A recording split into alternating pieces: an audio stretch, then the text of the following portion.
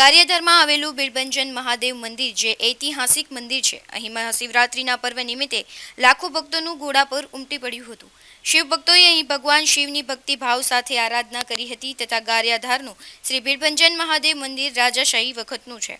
આ મંદિરમાં મહાઆરતી તથા મહાપ્રસાદનું પણ આયોજન કરવામાં આવ્યું હતું। મહાશિવરાત્રિના પાવન પર્વે શિવ ભક્તો મહાદેવના રંગે રંગાયા હતા। ओम नमो नारायण। हूँ छू महंत श्री प्रशांत गिरी અને આપણી સાથે મહંત શ્રી નીતિન ગિરી બાપુ અને સાથે આર્યન પણ છે। અત્યારે આપણે ગારિયાધાર શ્રી બિલબંજન મહાદેવના મંદિરે ઉપસ્થિત છીએ। અહીંયા આપણે મહાશિવરાત્રિના પર્વની ઉજવણી દર વર્ષો જૂની આપણે કરવામાં આવે છે।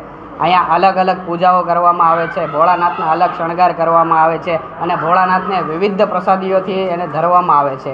થાળ પણ થાય છે। અહીંયા 500 થી 700 કિલોની શક્કરિયાનો શેરો અને બટેટાની સૂકી ભાજી પણ આપણે પ્રસાદ રૂપે આપીએ છીએ। અહીંયા ભક્તોનો બહુ જ પ્રમાણમાં આવે છે। રાત્રે આપણે ભાંગનું આયોજન પણ હોય છે।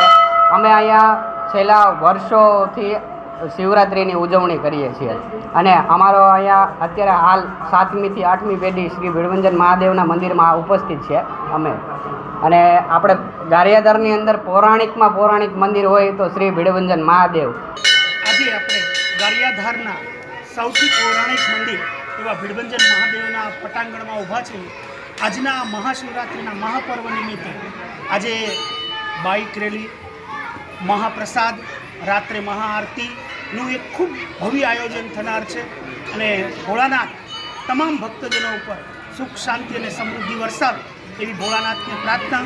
કે આ મંદિરની અંદર એક દિવાલ ઉપર લખેલું છે શિવ કા દાસ કભી ના ઉદાસ, અને ખરેખર જ્યારે ખુદ ભોળાનાથ અહીંયા હાજર હોય ત્યારે આ મહાપર્વ નિમિત્તે ભોળાનાથ દરેક ભક્તજનોને સુખ, શાંતિ અને સમૃદ્ધિ આપે એવી ભોળાનાથને પ્રાર્થના।